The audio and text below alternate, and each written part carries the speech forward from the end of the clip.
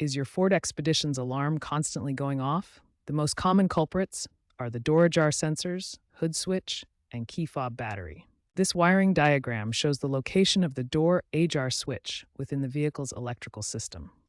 Next, check the hood switch for proper operation. The engine compartment diagram illustrates the hood switch and related sensors. A weak key fob battery can cause intermittent signals that trigger false alarms. Follow this guide to properly replace your key fob battery. According to a 2025 NHTSA analysis, door ajar issues account for 45% of false alarms, key fobs 35%, and hood switches 20%.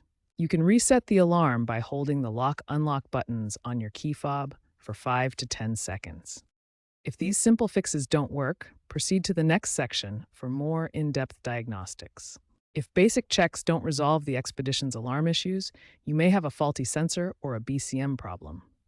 Use an OBD2 scanner to check for specific error codes. Look for error codes like C1260 for door ajar sensors or B1T118 for hood switch issues. Ford's mobile app also allows for remote diagnostics of your vehicle's systems. If you identify a specific sensor issue, consider replacing it.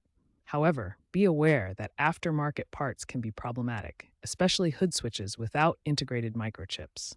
For sensor replacements or BCM glitches, professional reprogramming by a Ford technician is recommended to ensure proper calibration and prevent cascading errors. Ford's 2024-2025 software updates via Sync 4.5 include AI diagnostics that can preemptively flag malfunctions, potentially reducing false alarms. If problems persist, consult a Ford-certified technician for comprehensive diagnosis and repair.